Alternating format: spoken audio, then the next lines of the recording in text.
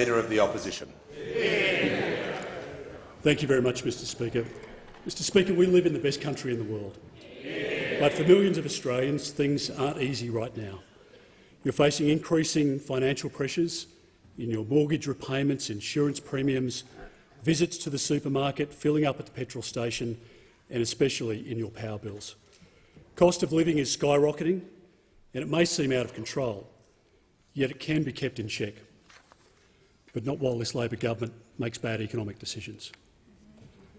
Labor's budget was a missed opportunity to help you at a time when you need help. It didn't address our economic challenges or inspire confidence. It's a budget which breaks promises rather than keeps them, a budget which weakens Australia's financial position rather than strengthens it. And it's a budget which adds to rather than alleviates your cost of living pressures.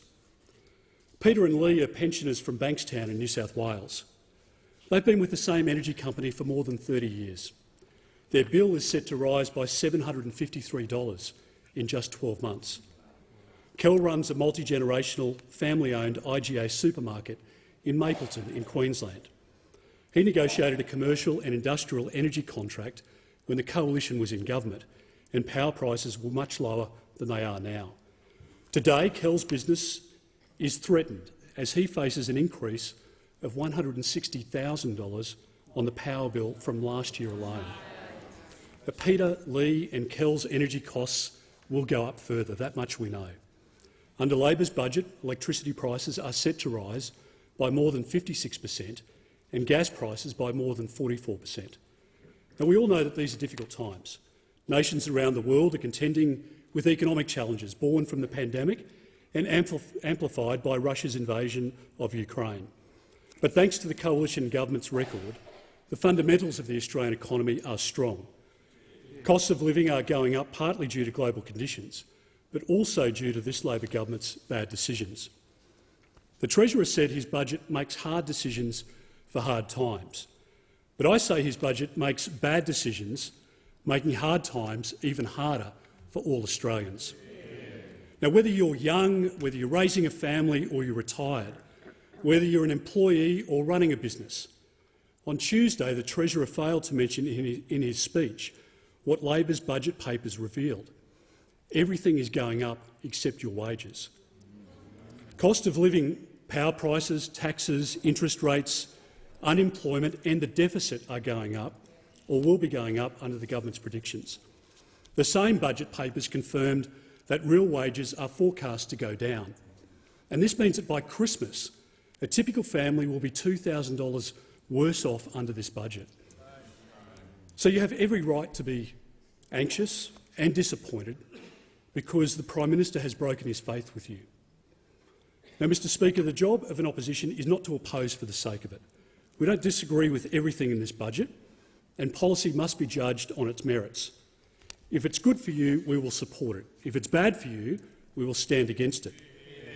So we commend several good measures in Tuesday's budget: the extension of the childcare subsidy to more Australian families, the commitment to reduce the Pharmaceutical Benefits Scheme co-payment to lower the costs of medicines, the support for housing for our veterans, the initiatives to combat domestic violence, and the funding to help Australians recover from devastating floods.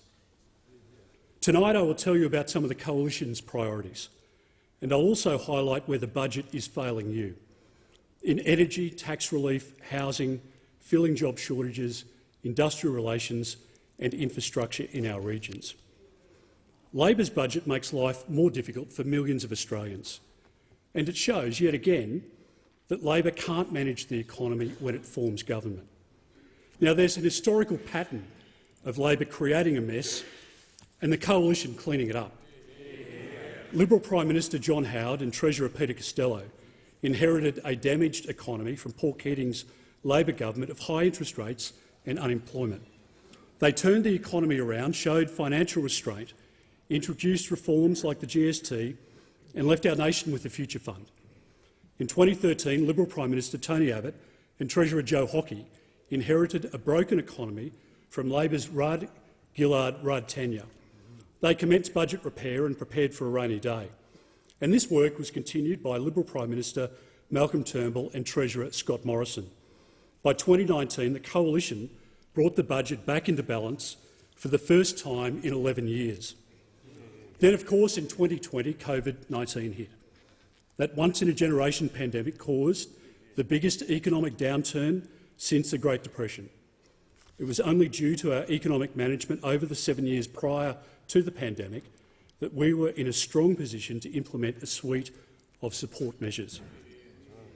With 2020 hindsight, we didn't get everything right, and some of the state government lockdowns went on for far too long, and some Australians are still bearing the wounds of those lockdowns today. But Prime Minister Scott Morrison and Treasurer Josh Frydenberg's policies kept our nation afloat. JobKeeper assisted 1 million businesses and kept 4 million Australians in jobs. Our cash flow boost helped 820,000 businesses.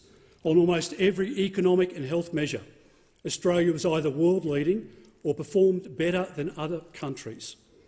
The final budget outcome for 21-22 revealed a $48 billion reduction in the deficit and a $115 billion reduction in debt compared to the budget handed down in March. In just 1 year, from 2020-21 to 21-22, the budget improved by over $100 billion, the largest turnaround since Federation.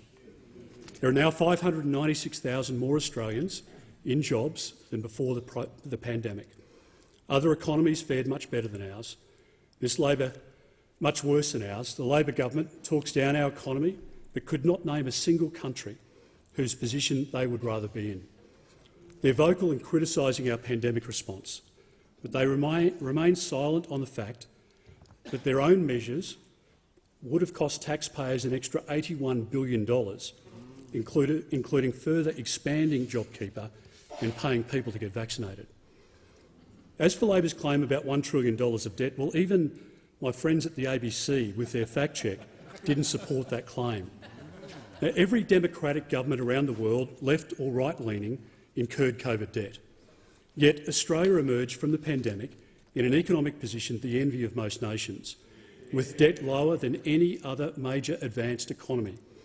So when you hear Labor's spin, when you hear them carry on about a wasted decade, it's a distraction from the fact that this government has no economic plan.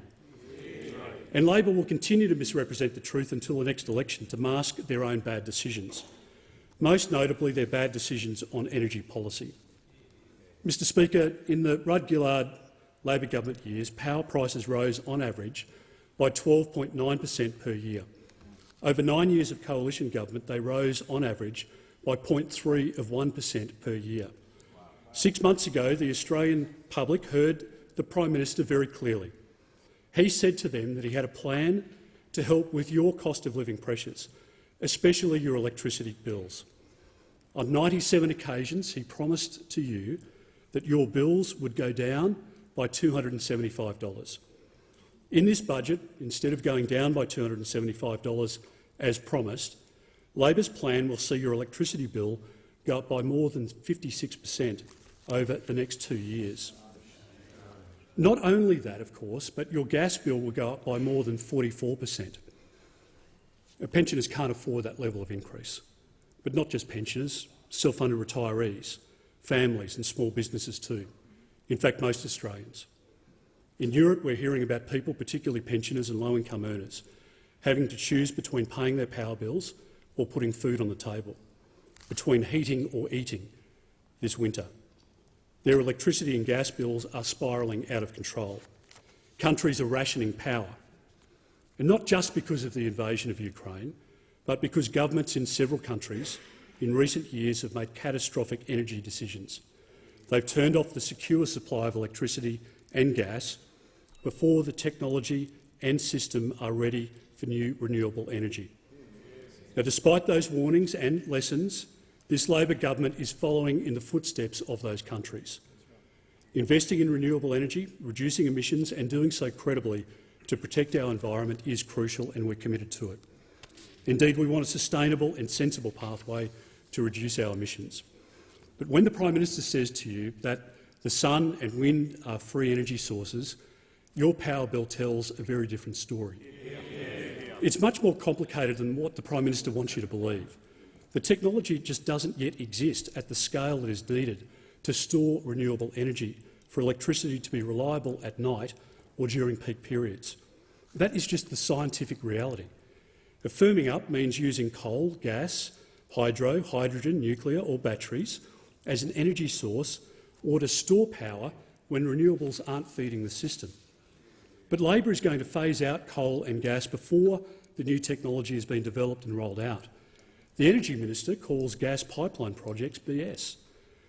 Indeed, in this budget, the government makes it harder for more gas supply at a time when we need it most.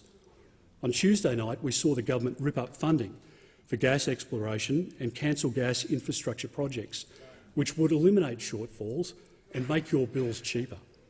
They handed over funding to environmental activists who want to overturn gas project approvals.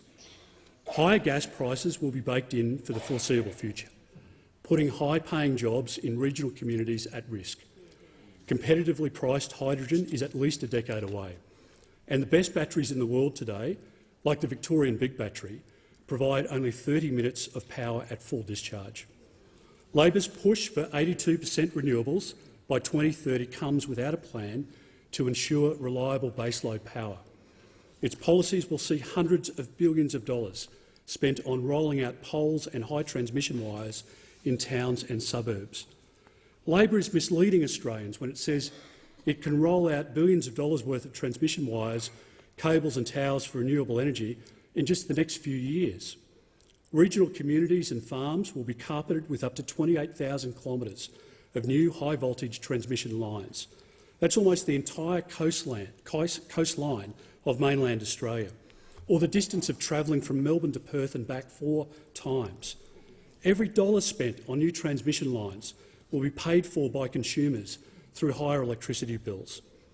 Bills your Prime Minister promised would go down by $275. The Energy Minister himself outed the reckless rush to renewables. He acknowledged that to reach Labor's legislated 43% 2030 emissions target, 40 wind turbines must be built every month and 22,000 solar panels installed every day in our country for the next 8 years. And these costs will considerably ramp up your power bills over coming years. So the 56% hike in your electricity bill that the Treasurer never mentioned in his speech last night is just the beginning. And as the Australian Workers' Union noted, struggling manufacturers will be forced to move their operations offshore.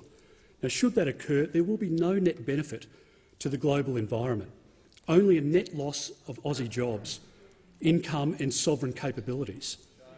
Meanwhile, Canada, France, Japan, South Korea, the UK and the US are all investing in next-generation zero-emission nuclear small modular reactors.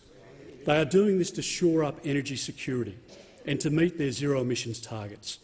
The UK plans to triple the size of its new generation nuclear by 2050. The imperative to create affordable, reliable and emissions-free energy is why the Coalition is seeking an intelligent conversation on the role that these new-age nuclear technologies might or might not be able to play in the energy mix. Mr Speaker, your cost of living relief is interconnected with tax relief. To help you and your families to plan and get ahead, the Coalition believes in a core principle, that you should keep more of what you earn. Hard-working Australians should be rewarded, and the best reward for hard work is lower taxes. Due to our tax relief in government, a person earning $90,000 paid $3,000 less tax than they did under Labor each and every year. Stage 3 of our legislated plan and lower tax for more than 10 million Australians will simplify our tax system, abolishing the 37% tax rate in its entirety and reducing the 32.5% tax rate to 30%. It means that those earning between $45,000 and $200,000, you will pay no more than 30 cents in the dollar. For a hairdresser earning $60,000 a year, it means $400 more in your pocket. For an executive assistant earning $80,000 a year, $900 more in your pocket. For a qualified diesel mechanic earning $100,000 a year, $1,370 more in your pocket than in Labor's. For 95% of workers, it means a top rate of no more than 30 cents in the dollar. Our plan means that the top 5% of income earners will pay 33% of all income tax. For millions of Australians, you can work hard, take an extra shift or get a pay rise or promotion without suddenly being pushed into a higher tax bracket. Our legislated tax plan future-proofs your income, and when your income rises over time, you won't be pushed into higher tax brackets or be hit by tax increases by stealth. Stage 3 tax relief comes into effect in July of 2024, and as economists have pointed out, after interest rate rises, that's when our economy will need it most. That's when Australians especially deserve it. Mr Speaker, Labor took our tax plan to the election. Like on energy, they promised unequivocally to honour their commitment, not to reverse it. But now they're laying the groundwork to break this promise as well.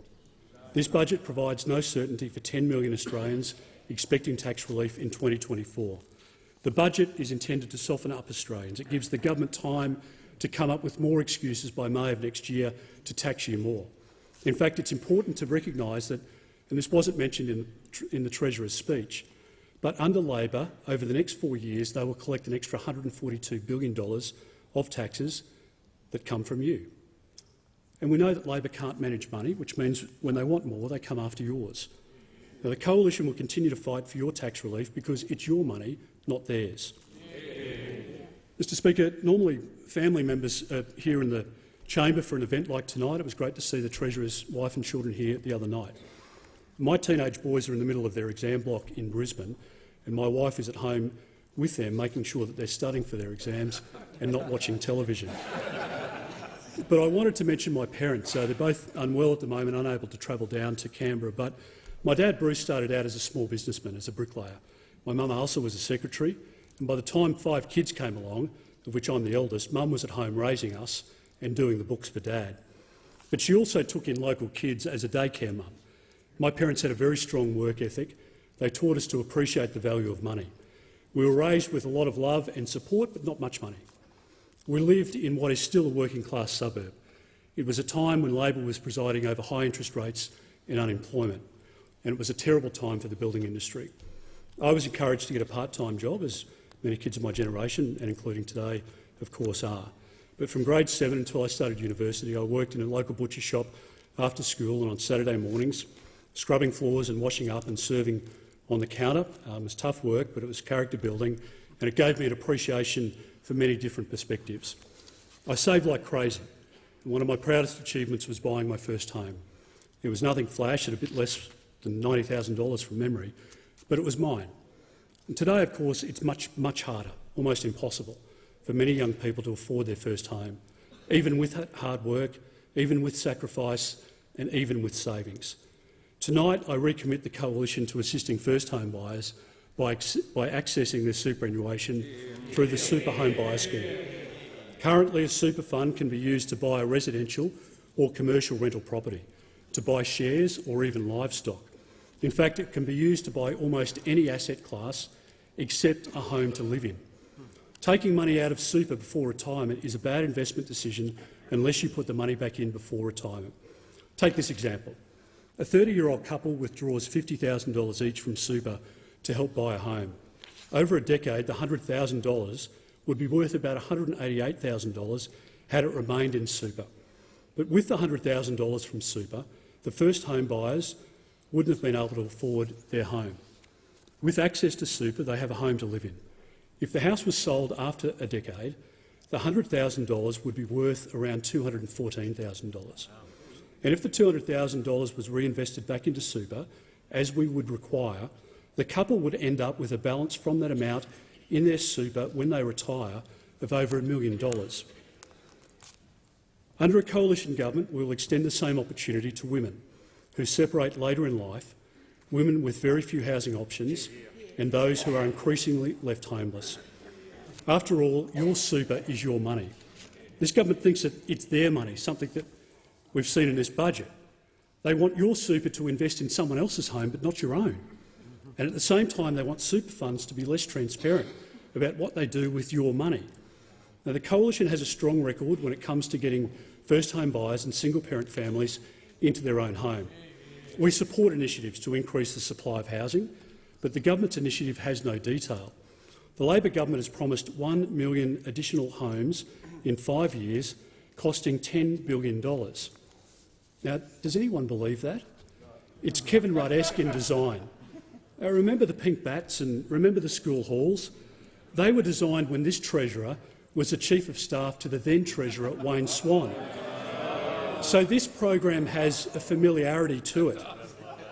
Sadly, though, this program falls into the category of wasting billions of dollars and delivering very little, exactly what Labor did when they were last in government.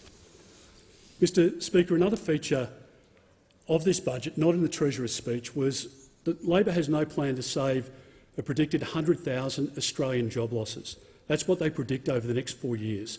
But it plans to employ 20,000 public servants in Canberra over the next 4 years. Across the economy, employers are crying out for workers.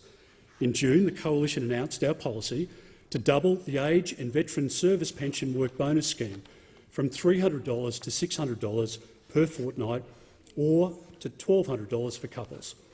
It's a policy to allow older Australians and veterans to work more if they choose to do so without losing their pension payment. It not only fills job vacancies and adds to the economy, but it helps older Australians and veterans to supplement their fixed incomes and to deal with Labor's 56% increase in their electricity prices. Those bills, remember, the Prime Minister swore to you, would go down by $275. Labor's policy is about 25% less than the Coalition's proposal.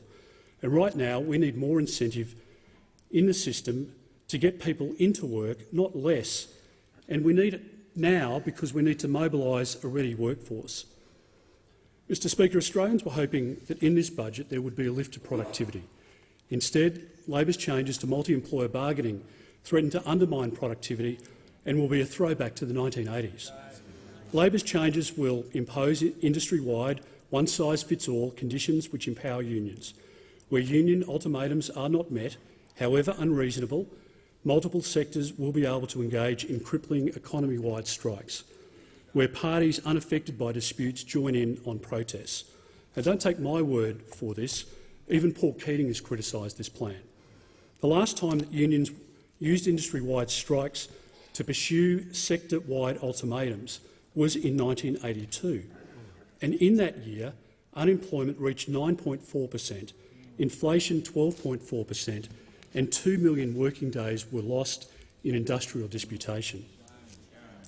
Mr Speaker, we're all here in Parliament to improve the lives of Australians, especially children. We're all influenced by our experience in life, and as a police officer I saw the best and worst that society has to offer. I attended countless domestic violence incidents, and there's nothing worse than hearing calls for help from women or children as you hop out of a police car and run towards a house.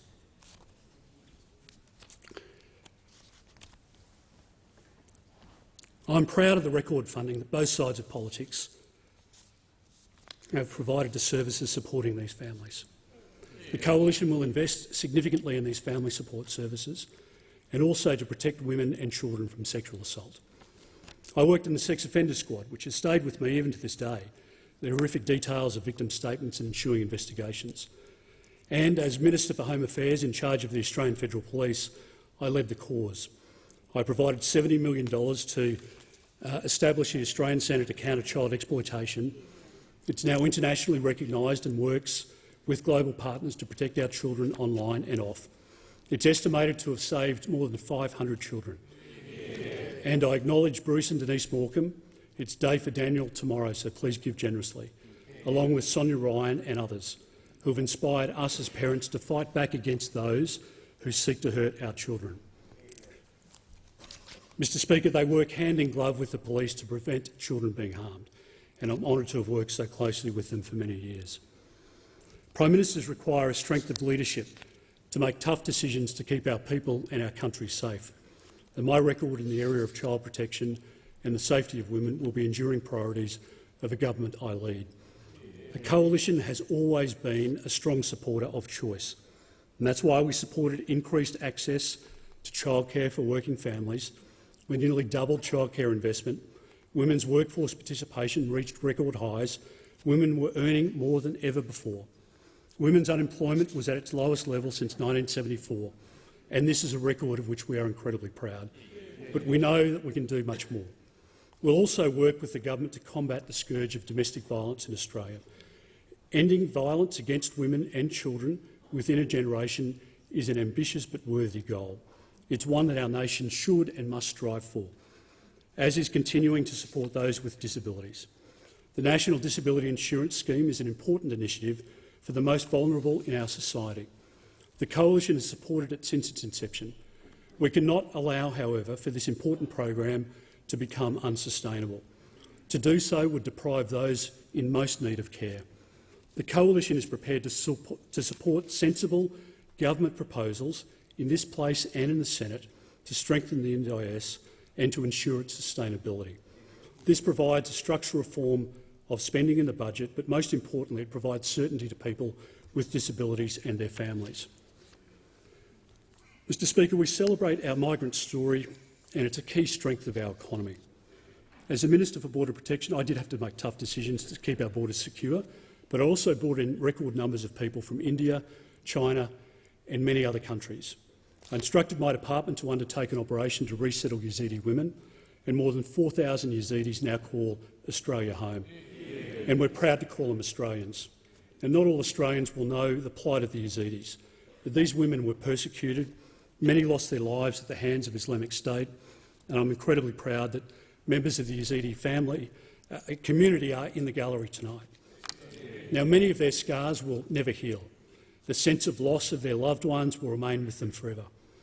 But they will be able to tell their children, their grandchildren and their great-grandchildren that Australia offered them a home, that they took it, that they started a new life, and they're now a wonderful part of our country. Mr Speaker, it was disappointing in Tuesday's budget to see that $50 million set aside for round 7 of the Safer Communities funding was cut. Earlier rounds of the program supported the safety of our multicultural communities, for example, to provide security cameras at places of worship and programs to help youth at risk. A coalition government I lead will restore that funding. Mr Speaker, as a nation we celebrate our wonderful Indigenous history, but we need to be equally proud of our British heritage and our migrant story. Many parents from across the country are increasingly concerned about the education their children are receiving at school. Despite great teachers and record funding going into schools, government and non-government, our nation's literacy and numeracy levels are falling short. In our school curriculum, it's important to include studies of the environment and many other social policies, but the system has allowed ideologically driven advocates too much influence over what is taught to our children. Teaching is a sanitised and selective version of history and the arts, and radical gender theory is not in our children's best interests. Mr Speaker, what is needed is a focus on making the basics a priority: reading, writing and maths, fostering a love of our country and a pride in our history and democracy, without sugarcoating the past, where the teachers lead the instruction and are supported to have orderly classrooms, where students learn respect, discipline and how to think, not what to think. A coalition government pledges to work with families to respect and to reflect their values and perspectives in our schools. So much of our lives are already online, be it through internet banking or sharing personal messages, videos and photos. While children and the elderly are most vulnerable, none of us are immune, and a coalition government I lead will do more to help families deal with the threats online. Our laws need to be tightened and social media companies held to account for what happens on their platforms. It needs to be a safe environment. We expect no less online than what we do in the real world. Mr Speaker, of course our threats aren't only online. Russia's illegal invasion of Ukraine is a devastating reminder that we shouldn't take for granted our 80 years of relative peace since the end of the Second World War. As Defence Minister, I provided more than $285 million in support to President Zelensky and the people of Ukraine. It's a signal of our values and sends a statement to the world. We stand shoulder to shoulder with this government in providing even more support, including the announcements that were made today. The threat of conflict, as we know, in our own region is real. As many military leaders have warned, we have to be realistic about the increasing prospect of that conflict. And the AUKUS deal negotiated by Prime Minister Morrison and I will give our country the best chance of peace. It provides deterrence, not just through the acquisition of nuclear-powered submarines, but through collaboration with our two most important allies in the areas of artificial intelligence, of space, of cyber, hypersonics and the interoperability of our respective forces.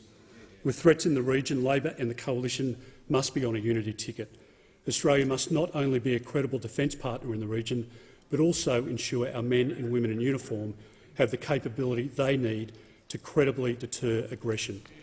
Can I take this opportunity to thank the wonderful members of the ADF, along with first responders, local councillors, community leaders, volunteers and many more for their efforts in supporting Australians and communities affected by the recent floods. In government, we invested a record amount in our veterans, and I thank the government for continuing that investment. The number of veteran suicides in our country remains far, far too high. It is a national tragedy, and the Coalition strongly supports the government's commitment to expand the Defence Home Ownership Assistance Scheme. One moment as Defence Minister I'll never forget was attending the funeral of Private Tom Halloran. Tom was 19 years old when he joined, 21 years of age in March of this year, an incredible young man. With everything ahead of him and a proud digger, he took his own life on the 26th of April this year. Entering the chapel, Kirrily and I spoke with Tom's parents, John and Robin, and their daughter Annie, Tom's sister. Now, as you can expect, they put on a brave face, but they were totally crushed, and they were looking for answers. And on Tuesday this week, John gave evidence to the Royal Commission into Defence and Veteran Suicide. I spoke to him earlier this afternoon. His family want a better system of support for our diggers, our whole country does. Now, I've raised some suggestions with the family that the family have made with the Minister for Defence and the Chief of the Defence Force, and I thank them for that audience. We'll work with the government to do whatever is required to turn this situation around. Mr Speaker, infrastructure investment drives economic growth, creates jobs, encourages investment, boosts productivity, busts congestion and supports resilient supply chains. That's why the Coalition committed record funding of $120 billion for infrastructure over the next 10 years. In contrast, this government's first budget axed $2.8 billion of infrastructure projects and further delayed $6.5 billion worth of projects. Mr Speaker, we will work to restore that funding in government. We know that this government has prioritised a $2.2 billion commitment to Daniel Andrews to help with his re-election in Victoria, taking that money away from regional Victorians and regional Australians. And we will work with farmers as they face difficult struggles because there was nothing for them in this budget. Labor's intent to reduce methane emissions by 30% will drive up the cost of meat at the supermarket. It's not only bad for farmers, but it's just added to your grocery basket. Mr Speaker, in conclusion, Australians will recall that prior to the election, Prime Minister Albanese promised that he would be a leader who wouldn't run from responsibility. He promised to lead a government that steps up, does its job and doesn't always blame someone else. For all their moral posturing and for all their promises, Labor shows time and again that their rhetoric in opposition never matches their actions in government. You are never better off when Labor has its hands on the budget. As an opposition, we will stand against Labor's broken promises. We will have a clearly defined, positive and bold plan ahead of the next election to take our country forward. We will support hard-working Australians, we will support all Australians, and we will rebuild a stronger economy for your family and for our country. Thank you very much.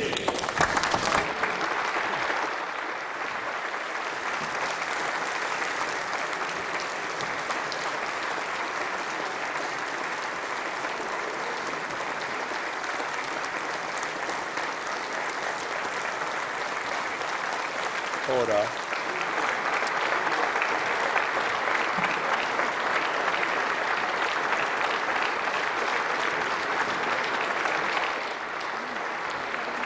The debate is adjourned.